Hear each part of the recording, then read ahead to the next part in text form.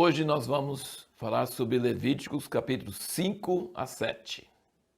Deixa eu falar com você uma coisa muito importante.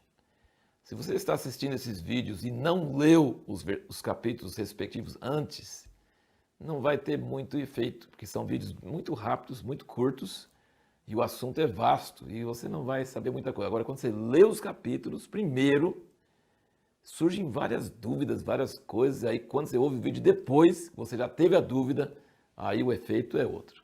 Então assim, eu estou procurando incentivar você que já perseverou, leu Gênesis, Êxodo, agora chegou em Levítico, perseverar. Só tem 66 livros na Bíblia, então você já está indo bem. Mas você precisa ter algumas dicas, alguns princípios. Então esses vídeos são para esse propósito, para que você tenha ânimo de perseverar. De maneira nenhuma estamos conseguindo explicar tudo que tem nesses trechos tão ricos da Bíblia e muitas coisas que criam muitas dúvidas e muitas perguntas. Mas alguma coisa que você pensa quando você lê, quando você assiste o vídeo ou ouve o áudio, você realmente consegue entender alguma coisa e isso dá mais incentivo. Nos primeiros capítulos que nós já falamos, de 1 a 4 de Levítico e agora de 5 a 7, continua falando sobre os sacrifícios, você vai ver um refrão. Um refrão é algo repetido. E esse refrão é maravilhoso. Mesmo no meio de todo esse açougue, dessa coisa de sangue, gordura, animal morto e tal, essas coisas, você vê um refrão. Sabe qual é o refrão? E será perdoado. E será perdoado. Mesmo na velha aliança, Deus está dando uma promessa de que a pessoa oferecendo o animal será perdoada. Vamos só recapitular e responder aquela pergunta sobre os diferentes tipos de sacrifício. O sacrifício pelo pecado era só utilizado o sangue e a gordura, o sangue para expiação, a gordura como cheiro suave a Deus, e o resto do animal era queimado. Em outros casos, mais na frente, a gente percebe que em alguns casos o sacerdote comia uma parte do sacrifício pelo pecado porque ele estava representando Deus para o povo e Deus aceitando aquele sacrifício.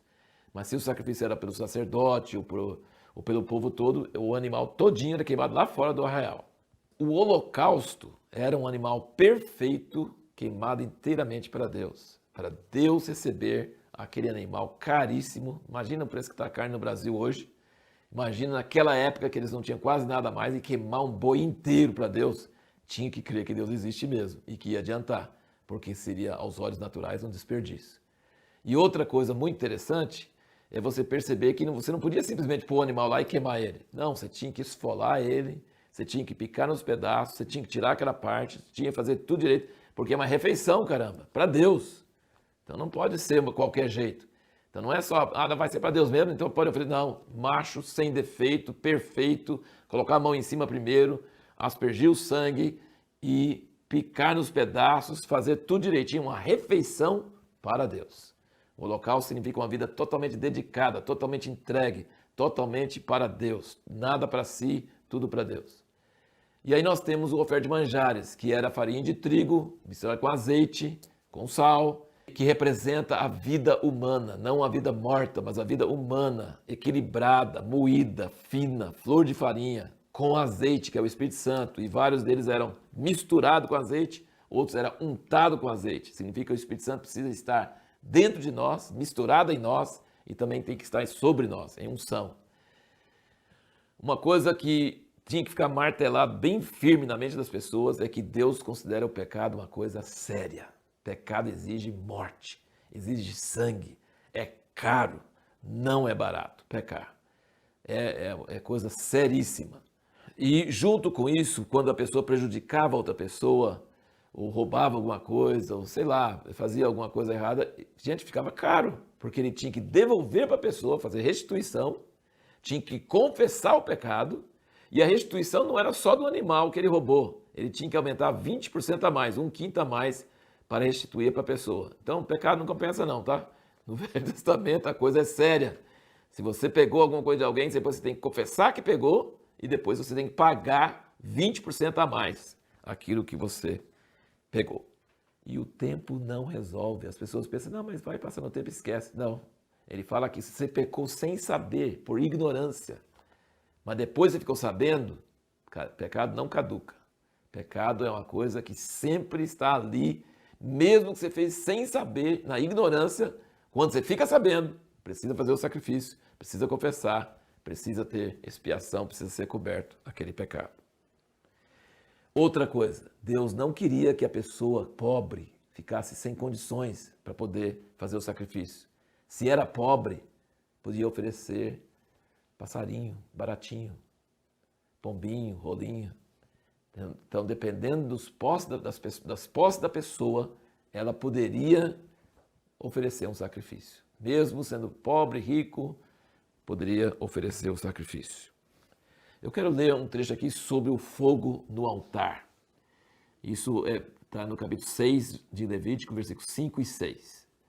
Diz o seguinte, aqui eu escrevi o seguinte: o fogo do holocausto no altar nunca deve se apagar. A responsabilidade do sacerdote é manter ele aceso.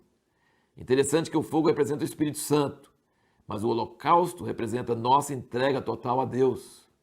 A entrega total a Deus de toda a nossa vida está ligada ao poder do Espírito Santo. O Espírito vem de Deus e a entrega vem de nós. O fogo inicial que caiu sobre o altar do holocausto na inauguração do altar e do tabernáculo é de origem divina, mas era a responsabilidade humana do sacerdote manter o fogo aceso. A energia vem de Deus, a unção, mas o combustível vem de nós para manter esse fogo aceso.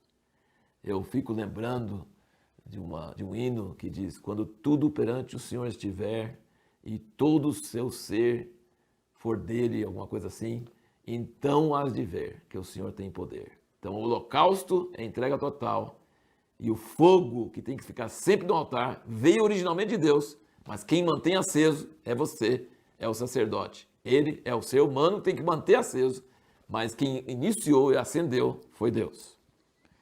No próximo vídeo nós vamos falar sobre uma coisa bem interessante. Como que Moisés soube,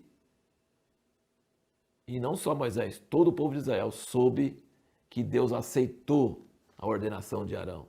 Como que eles souberam, tinham prova de que eles tinham feito tudo certinho e que Arão agora era o sacerdote do Senhor e os seus filhos também.